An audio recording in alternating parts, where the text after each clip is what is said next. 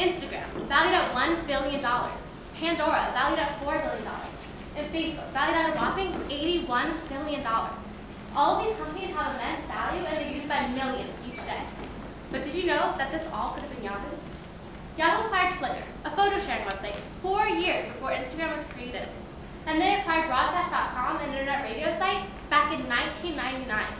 And lastly, they acquired MyBlogLog, a social networking site, a whole year before Facebook was even thought of. So if Yahoo had these great ideas so early on, they didn't become these great companies we exist today, and they missed this opportunity. The reason they missed this opportunity is because they suffer from slow decision-making and stifled creativity as a result of their poor company structure. And the solution to this would be to shift to an adhocracy. This is a company-wide problem that affects all of their ideas and acquisitions. However, we want to point out another opportunity that Yahoo is missing. They're not capitalizing on their immense viewership. The reason for this is they have a lack of revenue per user on their advertisements as a result of their outdated advertising technology. And the solution to this would be to invest heavily into new technology. So now I'm going to hand it over to Ryan, who's going to speak about Yahoo's company-wide problem. Yahoo's missing out on opportunities such as internal development and acquisitions because of its bureaucratic matrix structure. So let's take a look at how information flows through a matrix. Say an engineer is working on a problem and has an idea. That idea goes to the product manager and then the financial officer. Then it goes to different departments. As it goes from department to department, it also must flow vertically to the tops of each department before it goes back to the product manager and eventually will go to upper management. This bureaucratic matrix does not work for Yahoo for several reasons. The first is that it hinders innovation. Because the job titles and the chain of command is so formalized in Yahoo, employees can't think and don't have opportunities to think outside the box. There's also slow decision making. Because information flows so slowly through the layers, it takes time for managers to get the information they need. There's also a lack of employee accountability. Because in a matrix, it's hard to assign blame to an individual when a mistake is made, employees have the incentive to shirk. Bad employees will take advantage of this. Good employees will get frustrated and might lose their motivation. This is why Yahoo has been unsuccessful in acquiring companies. Acquisitions are vital for Yahoo because it's their source of new talent and new ideas. However, these acquisitions don't fit into the matrix. When a company is acquired by Yahoo, 85% of the original time and resources of that company is spent on incorporation into the matrix. This only leaves 15% of the original time and resources for innovation and developing new products. Yahoo sacrifices innovation because of their matrix. One example of how Yahoo killed the company's and acquisition's potential is Flickr. Flickr was the top of the photo sharing industry by the time of the acquisition. And with the introduction of the App Store, they had the potential to create a mobile app. However, they had to go through Yahoo's bureaucratic matrix. It took over a year for them to finally release their app to the public, and it failed. Flickr had the potential to be Instagram, which just sold for $1 billion. Instead, they are the 64th ranked photo sharing app today. A former Yahoo executive summarized this when he said, on the internet, 2 attributes you must have are speed and risk. Very simply, Yahoo's organizational structure is antithetical to the industry they're in. Yahoo's a 14-year-old dinosaur and the industry it helped form. Now I'm going to hand it off to John to talk about how Yahoo's going to fix this problem. A bureaucratic matrix structure performs well in a secure, stable market. However, the technology industry is dynamic. Firms must be able to shift their focus in a matter of months to meet emerging markets to not miss out on opportunities. Therefore, we suggest an adhocracy. An adhocracy is an organizational form characterized by horizontal structure which places employees in teams. Adhocracies are both flexible and responsive to the market. As you can see in the graphic behind me, an adhocracy allows for creative ideas. Whenever you place engineers, web designers, and product managers in teams, they bounce ideas off one another, allowing the multiplier effect to come into play. Second, an adhocracy allows for faster decision making. When ideas and innovation don't get caught up on the desks of middle managers, the ideas go from the engineer's minds to the consumer's fingertips rapidly. And finally, an adhocracy saves time and money. When a product manager doesn't have to worry about going through the maze of a bureaucratic structure, he can focus on the quality of his products, allowing for innovation. Yahoo experimented with an adhocracy in 2006, and it created a beta structure separate from its bureaucratic matrix. It's called Yahoo Brickhouse. Brickhouse allowed engineers in teams of 4 to 6 to come up with their own innovations. Yahoo Brickhouse was successful in the fact that it had ideas for both mobile photo sharing applications and firepower check-ins. These ideas might sound familiar to you today, as they've gone on to be developed by other firms into multi-million-dollar companies, Instagram and Foursquare. Although Yahoo Brickhouse was successful, in 2008, when they went through a company-wide cost-cutting strategy, they cut Brickhouse. Unfortunately to Yahoo, they didn't capitalize on the opportunity of an adhocracy. Therefore, we suggest a 4-step switch to adhocracy. The first is to reassure job security to Yahoo employees. When we had an interview with a current Yahoo employee, he said the #1 reason that former reorganizations in the corporation failed was because talent feared losing their jobs and they fled to more secure opportunities. Second, Yahoo needs to retrain their middle managers.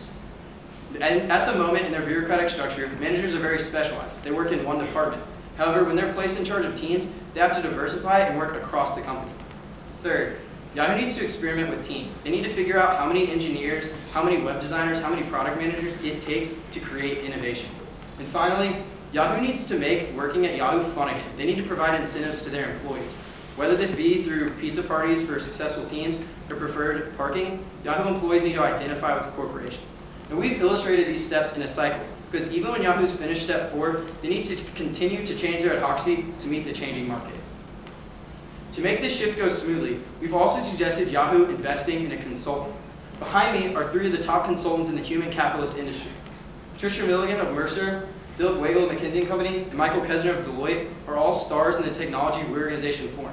Yahoo needs to invest in a consultant to make sure their shift goes smoothly. Now that we've solved Yahoo's missed opportunity caused by their poor company structure with the implementation of an adhocracy, I'll shift it over to Jimmy, who will talk about advertising. Aside from their internal ideas and acquisitions, one key opportunity that Yahoo's missing out on is with their viewership. The problem they're having is Yahoo's not generating enough revenue per user from their online advertisements, and the distinction we've made is per user. When most people think of Yahoo, they think it's no longer a popular website, and their first step to becoming a more successful company should be to generate more views. However, this is simply not true. As you can see on the graph to the left, Yahoo still has a massive viewership, over 130 million unique visitors per month. This is a huge opportunity for them to turn that viewership into a huge revenue. The problem here is Yahoo's not been taking advantage of it, and the graph to the right shows how weak Yahoo's revenue is. Yahoo has not been able to capitalize on their viewership because of their outdated advertising technology. Their lack of progressive improvements into their technology over the past few years has prevented the growth of their revenue despite a large growth in the industry. This has caused them to lose market share to their competitors over time. Yahoo hasn't been making improvements into their technology because they haven't been making enough investments into their technology. This graph shows the total amount spent by both Yahoo and Google in acquiring advertising technology companies since 2007, with each different colored block representing a different company. Yahoo has spent over 3 times more than Yahoo and has successfully integrated companies like DoubleClick and AdMill. This type of financial commitment into improving their advertising technology has made them the overwhelming leader in revenue generated from online advertisements.